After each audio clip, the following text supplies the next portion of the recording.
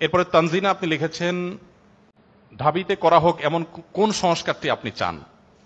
ঢাকা বিশ্ববিদ্যালয়ে করা হোক এমন কোন সংস্কার আমি চাই? আমি একজন নাগরিক হিসাবে, দেশের একজন নাগরিক হিসাবে দেশের এই প্রতিষ্ঠানের প্রতি আমার একটা প্রত্যাশা তো থাকতেই পারে। একজন নাগরিক হিসাবে ঢাকা বিশ্ববিদ্যালয়ের প্রতি আমার প্রত্যাশা, একটা প্রত্যাশা আপনি চেয়েছেন, কয়েকটা বললে আমি কয়েকটা বলতাম, যেহেতু একটা চেয়েছেন আমি একটা প্রত্যাশার কথা বলি। সেটা হলো এই বিশ্ববিদ্যালয় যেন দাড়ি টুপির কারণে, হিজাবের কারণে এই বিশ্ববিদ্যালয়ের কোনো শিক্ষার্থী বা কোনো শিক্ষক কোনোভাবে কোণঠাসা হতে আর কোনোদিন না হয়।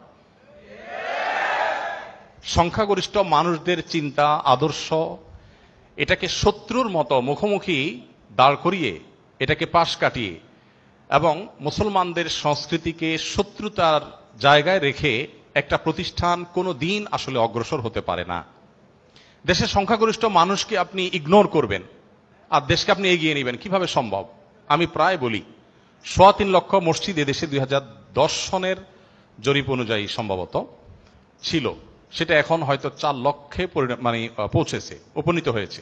৪ লক্ষ মসজিদে জুমার দিন 12:30 থেকে 1:30 পর্যন্ত এই সময়টাতে যদি 150 করে মানুষও প্রত্যেকটা মসজিদে থাকে, সম্ভবত 6 কোটি মানুষ হয়।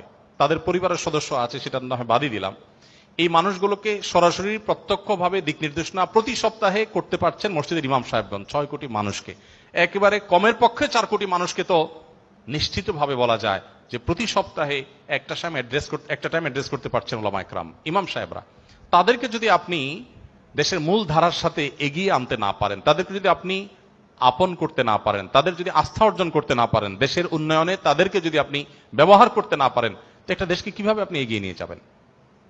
এবং মালয়েশিয়ানরা এগিয়ে গেছে, তাদের ইমামরা তাদের দেশকে অন করে, দেশ তাদেরকে অন করে, এবং সে দেশের পদস্থ ব্যক্তিবর্গ, মন্ত্রী মিনিস্টাররা তারা ইসলামকে অত্যন্ত শ্রদ্ধার সাথে জায়গা দেয়।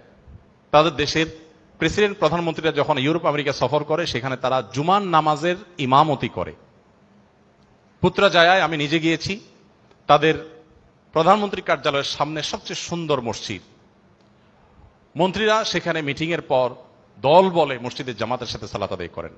কদিন আগে ভাইরাল হয়েছে একজন মন্ত্রী, তার মেয়ে মসজিদে কোরআন হিফজ শেষ করেছেন, সেখানে স্ত্রী সহ তিনি বসে সেটাকে শেষ মুহূর্তের হিফজের লাস্ট মোমেন্টটাকে তারা এনজয় করছেন, উপভোগ করছেন। কই, তারা তো পিছিয়ে থাকেনি।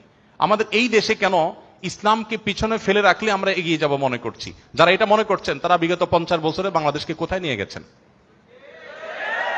50 বছর তো ইসলামের সাথে শত্রুতা করে ইসলামকে দূর করেছেন, তাতে দেশ কোথায় এগিয়ে গেছে?